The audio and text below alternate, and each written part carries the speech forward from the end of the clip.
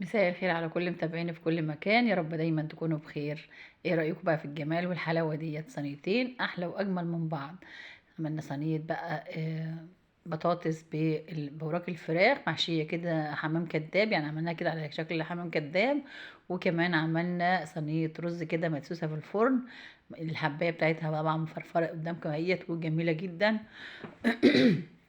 عايزه اقول لكم الاتنين احلى واجمل من بعض، والحمام الكداب ده يعني بجد هتنسي بقى الحمام وهتنسي اي حاجه تانية خالص. ولا هنقعد بقى نخلي تاني، نخلي بقى الوراك ونقعد نهدي حيلنا. دي هنعمله كده بكل سهوله، وهنحط بقى تحت منهم شويه بطاطس كده طعمهم سكر يا جماعه. عايزه اقول لكم الصوص اللي بينزل من الوراك بيخلي البطاطس اللي تحت منها ديت طعمها تحفة، وهي تحفة وحاجة بجد كده زي ما انتم شايفين. يعني حاجة الله أكبر عليها، بجد طعمها تحفة تحفة تحفة. أتمنى انكم ما تنسوش تحطوا لي لايك، ولو انتوا أول مرة بتتابعوني يا ريت تشتركوا في القناة وتفعلوا جرس التنبيه علشان يوصل لكم كل وصفاتي، وما تبخلوش عليا بلايكاتكم. ونسمي بالله ونصلي على رسولنا الحبيب عليه أفضل الصلاة والسلام. ويلا بقى نشوف الجمال والحلاوة دي عملناها ازاي. وزي ما بقول لكم كده ما تنسوش تحطوا لايك يا جماعه. طبعا اول حاجه انا معايا طبعا طاسه حطيت فيها كده معلقه من السمنه، ومعايا بصليه كده مخرطاها ناعم صغير، يعني مخليها مقطعها صغير كده. وبعد كده بقى هنزل هشوح البصليه. اول ما البصله بتاعتنا بتدبل هننزل بقى انا معايا كده حوالي كبدتين من بتوع الفراخ، مش يعني كانوا دول موجودين عندي. القوانص بقى طبعا هاخدها اعملها في وصفه تانية، فاخدت بقى الكبد وقطعتها كده دي اللي هتبقى الحشوه بتاعتنا اللي هنحشي بيها الحمام بتاعنا الكداب. اول ما البصل بقى زي ما قلت لكم كده تبدا تدبل كده تبدا تصفر بسيط، هنزل بقى بالكبد اللي معايا.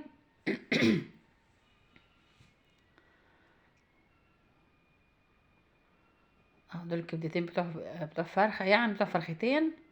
طبعا قطعتهم بقى كده ونزلت على البصلايه، وهنزل بقى بالتوابل بتاعتي ملح وكمون وفلفل وبصل وتوم باودر، وهحط عليهم كمان معلقه من البابريكا، فلفل اسمر، وهشوح الحاجات دي كلها مع بعضها. وهكون غاسله بالظبط كوبايه من الرز، كوبايه رز هغسلها وهحطها علشان زي ما قلت لكم ديت الحشوه بتاعه الحمام الكداب بتاعنا.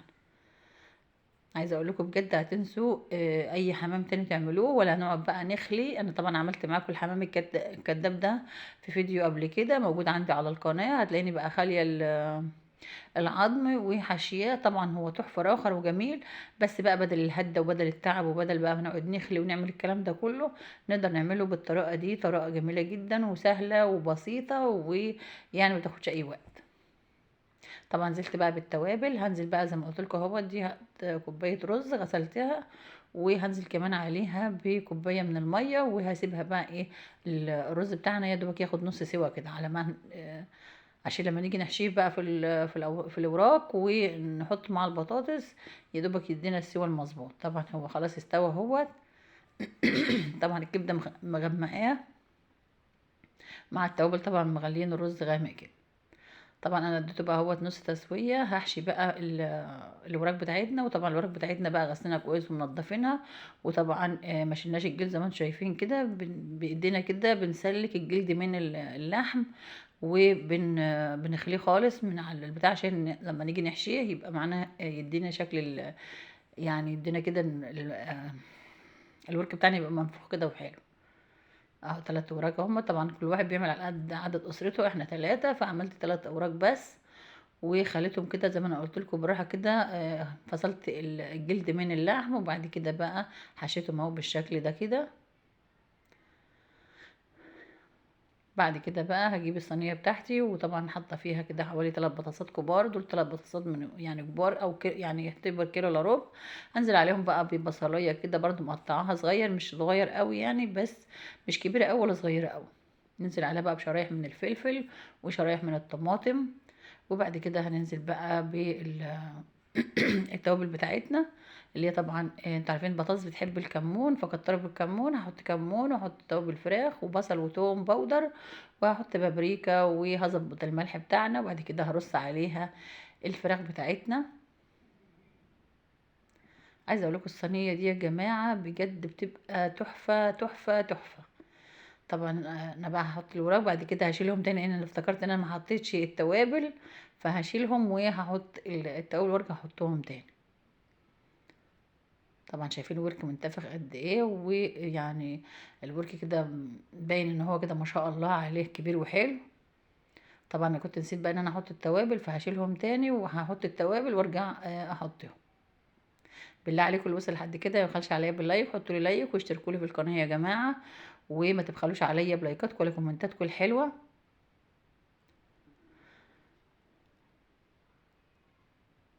طبعا هرجع بقى ارصهم تاني وهنزل عليهم بكوبايه من الميه، هامله كوبايه كده كبيره من الميه هحطها عليهم، وهنزل عليهم كمان برشه من الزيت، وهحطهم بقى على عين البوتاجاز من فوق.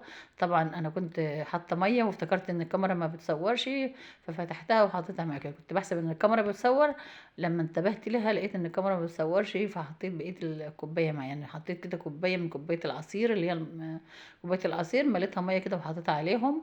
طبعا مع الطماطم بقى والحاجات دي هتسرد ميتها، وعشان تسوي ليها البطاطس. ونزلت بقى كمان عليهم بشويه من الزيت، وبعد كده بقى اخدهم على عين البوتاجاز وهسيبهم يستووا كده ساعه الا ربع، وبعد كده هاخدهم ادخلهم الفرن.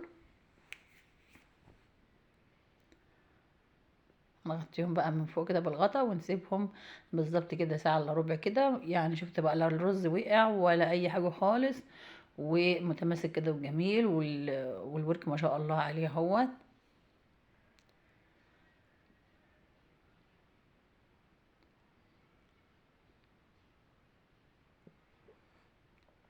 طبعا الرز بتاعنا واخد نص سوا، مع الغليان والبخار والحاجات دي كلها هيكمل السوا بتاعه، متقلقوش وهيبقى زي الفل. ودلوقتي بقى هنحضر صينية الرز اللي احنا الرز المعمر او الرز المدسوس، احنا عندنا هنا بنسميه الرز المدسوس عشان بيبقى مدسوس في الفرن يعني، فبنقول عليه الرز المدسوس. في بلاد تانية بيقول عليه الرز المعمر. فاحنا بقى ايه هنحط بقى عليه زي ما قلت لكم، حطيت معلقة من الملح، هحط عليه الزبدة بتاعتنا، بعد كده معايا كيلو من الحليب هكون حطاها على البوتاجاز بيغلي، علشان يعني يسرع معايا عملية الغليان بسرعة. اهو نزلت عليها بقى اهوت، وهاخده بقى في الفرن اللي هو الفرن اللي بالغاز، هنزله وهسويه فيه.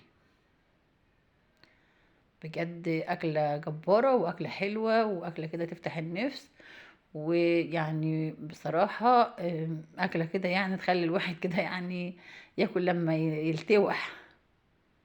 انا عامه بحب الرز المسوس قوي، من عشاقه يعني، وبحب الرز المدسوس. طبعا انا بقى ولعت اهو، بتولعي الاول من تحت وبتولعي من فوق لحد ما تبدا بقى يعمل فقاعات كده، وتبدا بقى الوش بتاعها بعد كده بتهدي، وبتسيبيه بقى كده ينبت براحته.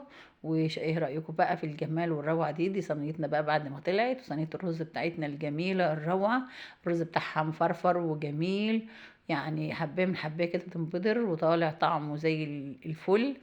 وصينية البطاطس بوراك الفراخ او نقول بالحمام الكذاب، جميلة يا جماعة، طعمها تحفة تحفة. اتمنى انكم ما تنسوش تكتبوا لي لايك، تحطوا لي لايك، وتكتبوا لي كومنت منكم حلو كده، واشوفكم في فيديو جديد ووصفة جديدة، والسلام عليكم ورحمة الله وبركاته.